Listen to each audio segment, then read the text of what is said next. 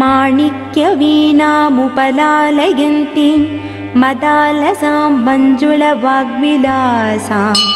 माहेन्द्रनीलद्युतिकोमलाङ्गीं मातङ्गकन्यां मनसा स्मरामि। चतुर्भुजे चन्द्रकलावतंसे कुचोन्नते कुङ्कुमरागशोणे पुण्ड्रेक्षुपाशाङ्कुशपुष्पबाण हस्ते नमस्ते जगदेकमातः। माता मरकतश्यामा मातङ्गी मदशालिनी कुर्यता कडाक्षं कल्याणी कदम्बवनवासिनी।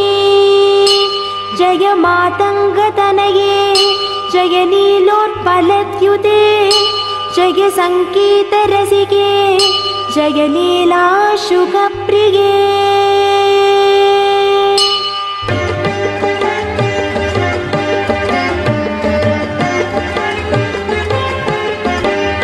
जय जननि सुधा समुद्रान्तहृद्यन्मणिद्वीपसम्रूढबिल्वाडवी मध्यकल्पद्रुमाकल्पकादम्बकान्तारवासप्रिये कृत्तिवासप्रिये सर्वलोकप्रिये।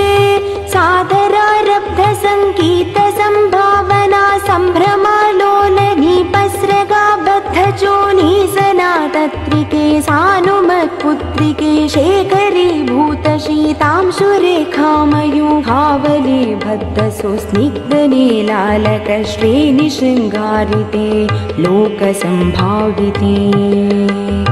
कामलीलाधनुस्सन्निभभ्रूलता पुष्पसन्दोहसन्देहकृल्लोचने वाक्सुधासेचने चारुगोरोचना पङ्कके लीललामाभिरामे सुरामे रमे। प्रोल्लसज्वालिका मौक्तिकश्रेणिका चन्द्रिका मण्डलोद्भासि लावण्य गण्डस्थलन्यस्तकस्तूरिका पत्ररेखा समुद्भूत सौरभ्य सम्भ्रान्त भृङ्गाङ्गना गीत सन्ध्रीभवन् मन्त्रतन्त्रीश्वरे सुस्वरे भास्वरे। वल्लकी वादना प्रक्रिया लोलता लीतला बद्धता टङ्कभूषा विशेषान्विते सिद्धसम्मानिते दिव्यहाला मदोद्वेलहे लालसच्चक्षुरान्दोलनश्री समाक्षिप्तकर्णैकनीलोत्पले श्यामले पूरिताशेषलोकाभिवाञ्छाफले। श्रीफले श्वेतबिन्दुलसत्फललावण्यनिष्यन्दसन्दोहसन्देहकृन्नासिका मौक्तिके सर्वमन्त्रात्मिके सर्वविश्वात्मिके कालिके मुग्धमण्डस्मितोदारवक्त्रस्फुरत्पूगताम्बूलकर्पूरगण्डोत्करे ज्ञानमुद्राकरे सर्वसम्पत्करे पद्मभास्वत्करे श्रीकरे। कुण्डपुष्पद्युति स्निग्धदण्टावळि निर्मलालोलकल्लोलसम्मेलनस्मेरशोणाधरे चारुवीणाधरे पक्वबिम्बाधरे।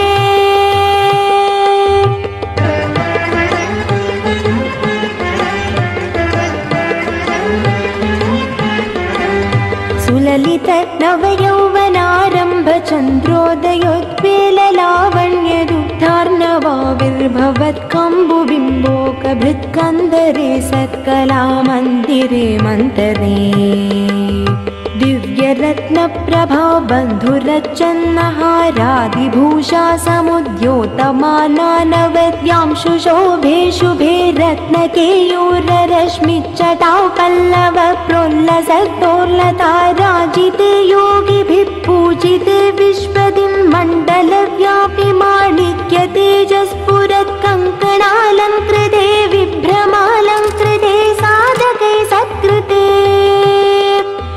वासरारम्भवेलासमजृम्भमानारविन्दप्रतिच्छन्नपाणित्वये सन्ततोऽद्यत्वये अत्वये दिव्यरत्नोर्मिकादिहृदि स्तोमसन्ध्यायमानाङ्गुलीपद्मरागशोणे वल्लभोद्यानकेन्दुप्रभामण्डले सन्नुताखण्डले चित्प्रभामण्डले प्रोल्लसत्कुण्डले तारकाराजिनी काशहारावली स्मेरचारुस्तना भोगभारानमन् मध्यवल्लीवली चेदवीची समुल्लास सन्दर्शिताकार सौन्दर्यरत्नाकरी वल्लके भृत्करे किङ्कर श्रीकरे हेमकुम्भोपमोत्तुङ्गवक्षोज भारावनम्रे त्रिलोकावनम्रे लसद्वृत्तगम्भीरनाभिसरितिरशैबालशङ्काकर श्यामरोमावली भूषणे मञ्जुसम्भाषणे चारुसिञ्चत्कटी सूत्रनिर्भर्सितानङ्कलीलाधनुसिञ्चिनीडाम्बरे दिव्यरत्नाम्बरे पद्मरागोल्लसन्मेखलाभास्वर श्रोणिशोभाजित स्वर्णभूभृत्तले चन्द्रिकाशीतले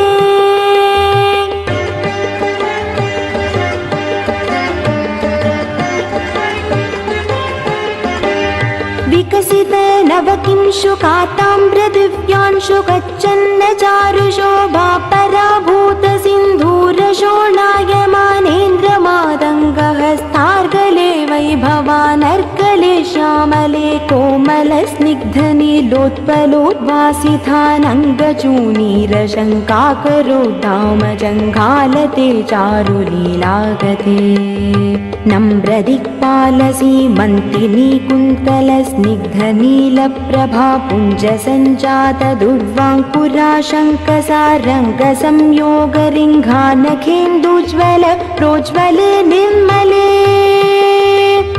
प्रह्वदेवेश लक्ष्मीश भूतेश दैत्येश यक्षेश वागीश कोणेश तोयेश वायुवग्निकोटिरमाणिक्य सङ्कृष्टबालातबोद्धमालाक्षारसारुण्यतारुण्य लक्ष्मी गृहीताङ्घ्रिपद्मे सुपद्मे भूमे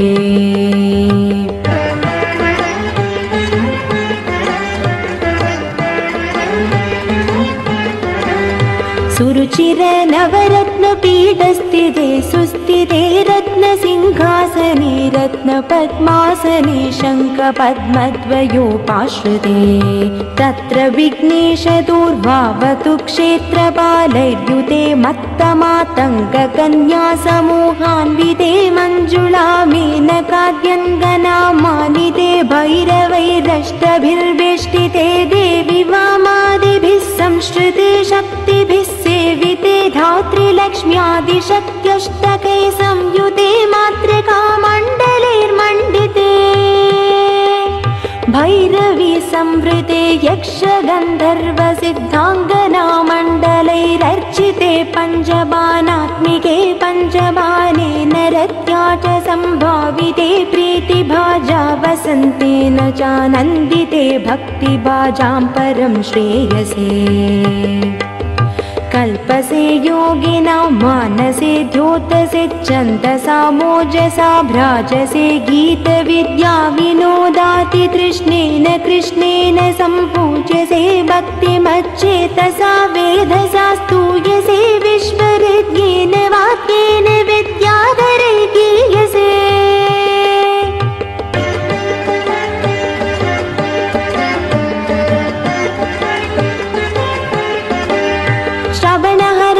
दक्षिणक्वानया वीनया किन्नरर्गीयसे यक्षगन्धर्वसिद्धाङ्गनामण्डलैरर्च्यसे सर्वसौभाग्यवाञ्छावतीभिवधूभिः समाराध्यसे सर्वविद्याविशेषात्मकं चातुघातासमुच्चाटनं कण्ठबुल्लोल्लसद्वर्णराचित्रये कोमलं श्यामलोदारपक्षद्वयं तुण्डशोभाति दूरीभवत्किं शुकं तं शुकं लालयन्ती परिक्रीडसे पाणिपद्मद्वयेनाक्षमालामपि स्फाटिकीं ज्ञानसारात्मकं पुस्तकं चाङ्कुशं पाशमा बिभ्रति येन सञ्चिन्त्यसे तस्य वक्त्रान्तराघट्य पद्यात्मिका भारती निस्सरेत् येन वा यावका भाग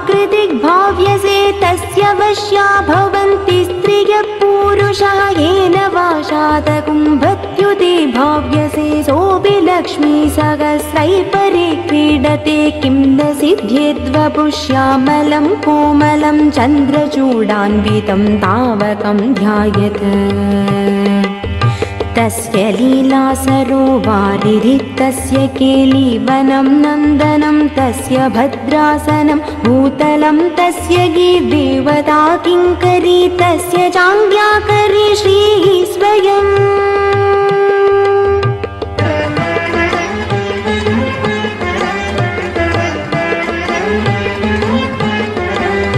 सर्वतीर्थात्मिके सर्वमन्त्रात्मिके सर्वतन्त्रात्मिके सर्वयन्त्रात्मिके सर्वपीठात्मिके सर्वतत्त्वात्मिके सर्वशक्त्यात्मिके सर्वविद्यात्मिके सर्वयोगात्मिके सर्वनादात्मिके सर्वशब्दात्मिके सर्वविश्वात्मिके सर्वदीक्षात्मिके सर्वसर्वात्मिके सर्वमुद्रात्मिके सर्वचक्रात्मिके सर्ववर्णात्मिके सर्वरूपे जगन्मातृके पाहि मां देवी तुभ्यं नमो देवी तुभ्यं नमो देवी तुभ्यं नमः।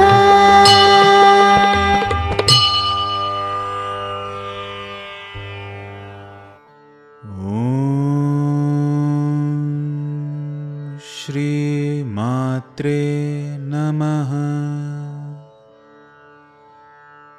माणिक्यवीणामुपलालयन्तीं मदालसां मञ्जुलवाग्विलासां माहेन्द्रनीलद्युतिकोमलाङ्गीं मातङ्गकन्यां मनसा स्मरामि। चतुर्भुजे चन्द्रकलावतंसे कुचोन्नते कुङ्कुमरागशोणे पुण्ड्रेक्षुपाशाङ्कुशपुष्पबाणहस्ते नमस्ते जगदेकमातः। माता मरकतश्यामा मातङ्गी मदशालिनी कुर्यात् कटाक्षं कल्याणी कदम्बवनवासिनी। जय मातङ्गतनये जय नीलोत्पलद्युते जय संगीतरसिके जय लीलाशुकप्रिये।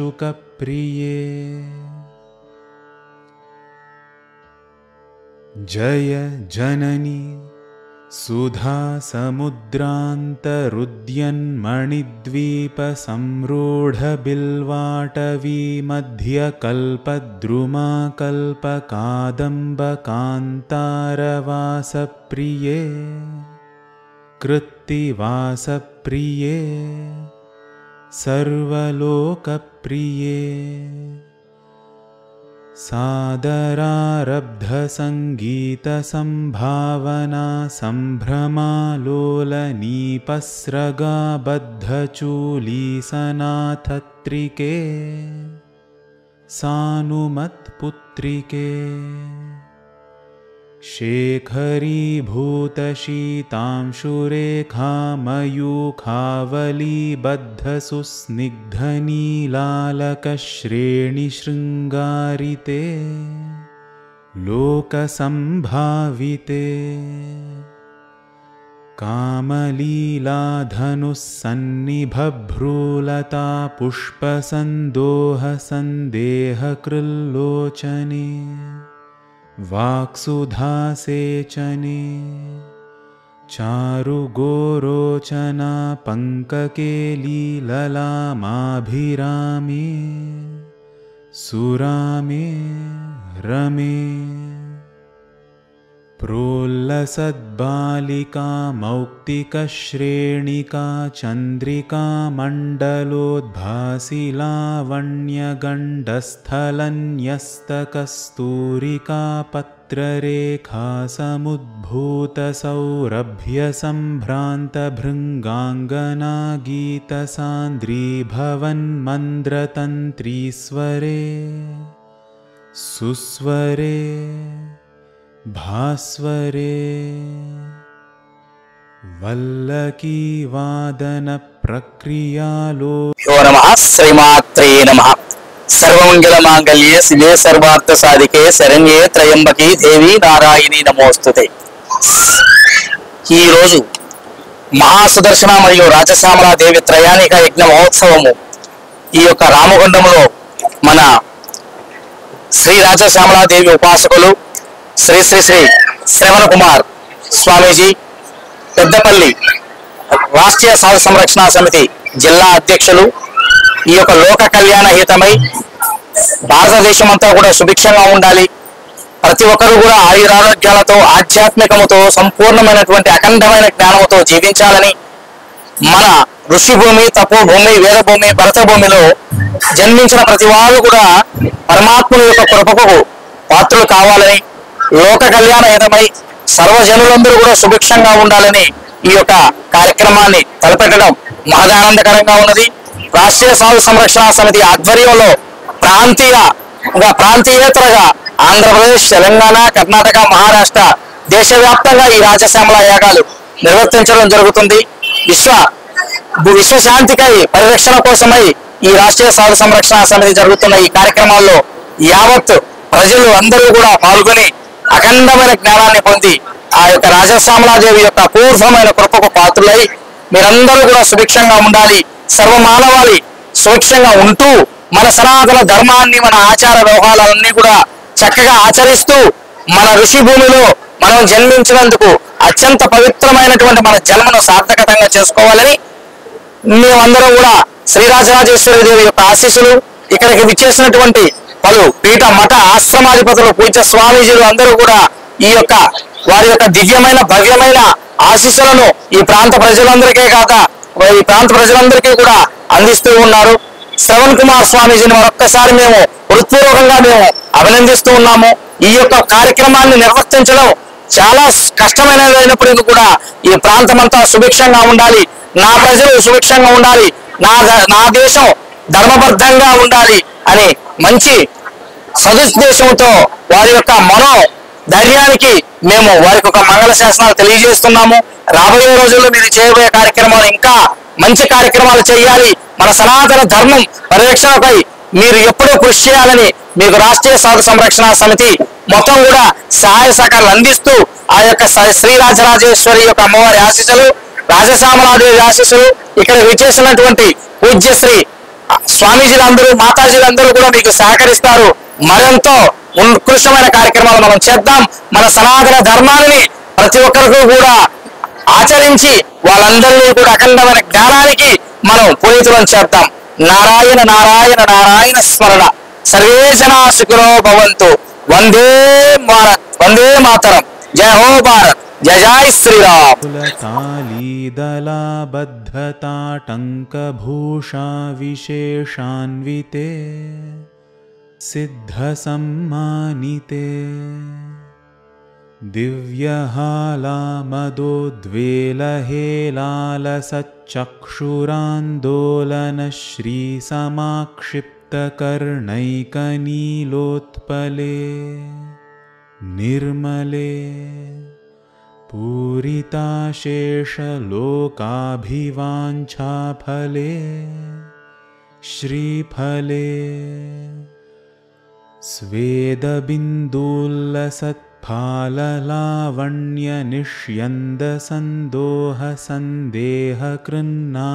स्वेदबिन्दुल्लसत्फाललावण्यनिष्यन्दसन्दोहसन्देहकृन्नासिकामौक्तिके सर्वमन्त्रात्मिके सर्वसिद्ध्यात्मिके कालिके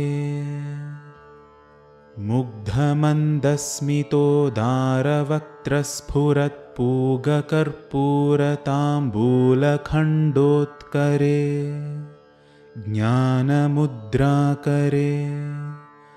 सर्वसम्पत्करे पद्मभास्वत्करे श्रीकरे कुन्दपुष्पद्युतिस्निग्धदन्तावली निर्मलालोलकल्लोलसम्मेलनस्मेरशोणाधरे चारुवीणाधरे पक्वबिम्बाधरे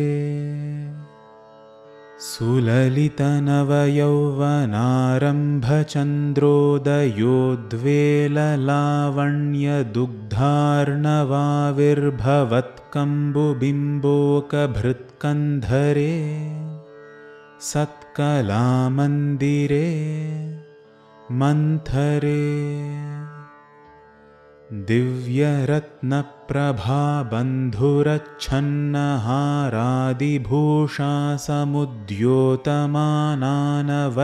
दिव्यरत्नप्रभाबन्धुरच्छन्नहारादिभूषासमुद्योतमानानवद्याङ्गशोभे शुभे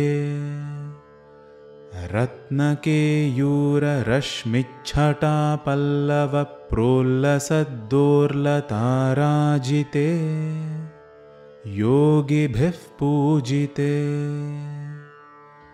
विश्वदिङ्मण्डलव्याप्तमाणिक्यतेजस्फुरत्कङ्कणालङ्कृते विभ्रमालङ्कृते साधुभिः सत्कृते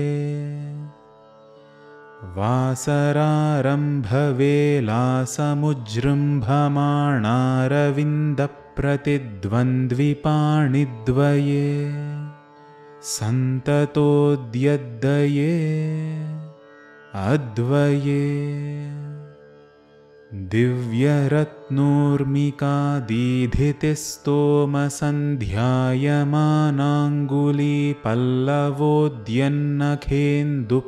दिव्यरत्नोर्मिकादीधितिस्तोमसन्ध्यायमानाङ्गुलीपल्लवोद्यन्नखेन्दुप्रभामण्डले सन्नताखण्डले चित्प्रभामण्डले प्रोल्लसत्कुण्डले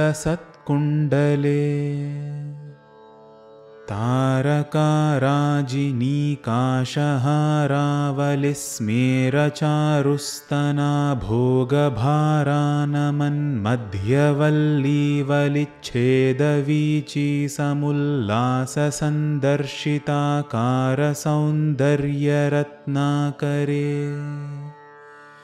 वल्लकीभृत्करे किङ्करश्रीकरे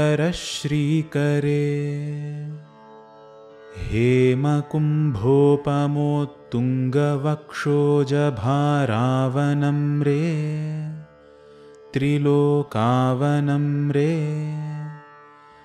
लसद्वृत्तगम्भीरनाभीसरस्तिरशैवालशङ्काकरश्यामरोमावलीभूषणे मञ्जुसम्भाषणे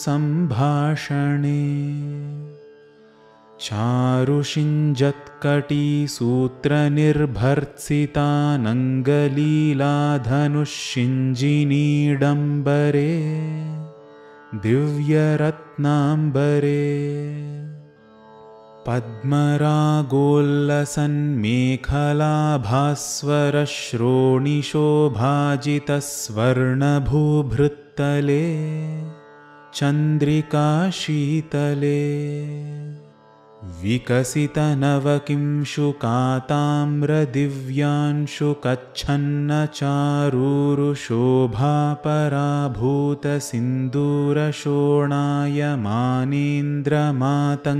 विकसितनवकिंशुकाताम्रदिव्यान्शुकच्छन्नचारूरुशोभापराभूतसिन्दूरशोणायमानेन्द्रमातङ्गहस्तार्गले वैभवानर्गले श्यामले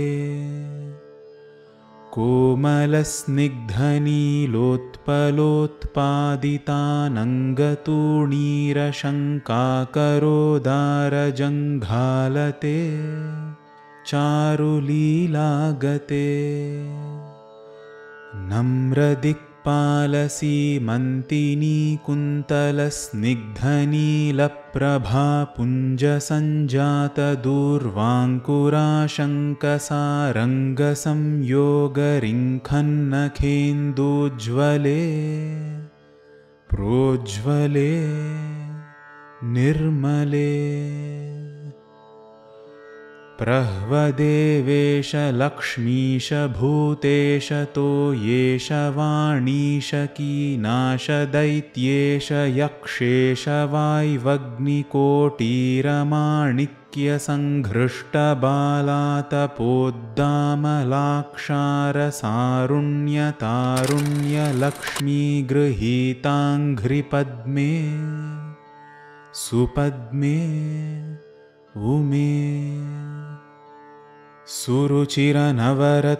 सुरुचिरनवरत्नपीठस्थिते सुस्थिते रत्नपद्मासने रत्नसिंहासने शङ्खपद्मद्वयोपाश्रिते विश्रुते तत्र विघ्नेशदुर्गावटुक्षेत्रपालैर्युते मत्तमातङ्गकन्यासमूहान्विते मञ्जुलामेनकाद्यङ्गनामानिते भैरवैरष्टभिर्वेष्टिते देवि वामादिभिः शक्तिभिः सेविते धात्रीलक्ष्म्यादिशक्त्यष्टकैः संयुते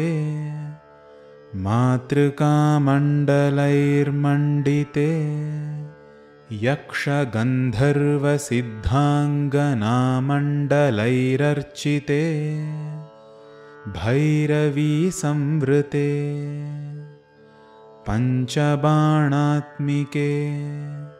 पञ्चबाणेन रत्या च सम्भाविते प्रीतिभाजावसन्तेन चानन्दिते भक्तिभाजां परं श्रेयसे कल्पसे योगिनां मानसे द्योतसे छन्दसा मोजसा भ्राजसे गीतविद्या विनोदातितृष्णेन कृष्णेन सम्पूज्यसे भक्तिमच्चेतसा वेधसा स्तूयसे विश्वहृद्येन वाद्येन विद्याधरैर्गीयसे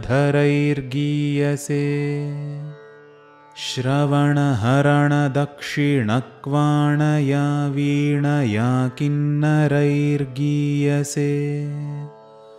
यक्षगन्धर्वसिद्धाङ्गनामण्डलैरर्च्यसे सर्वसौभाग्यवाञ्छावतीभिर्वधूभिः सुराणां समाराध्यसे सर्वविद्याविशेषात्मकं चाटुगाथासमुच्चारणं कण्ठमूलोल्लसद्वर्णराजित्रयं कोमलश्यामलोदारपक्षद्वयं तुण्डशोभाति दूरीभवत् किं शुकं तं शुकं लालयन्ती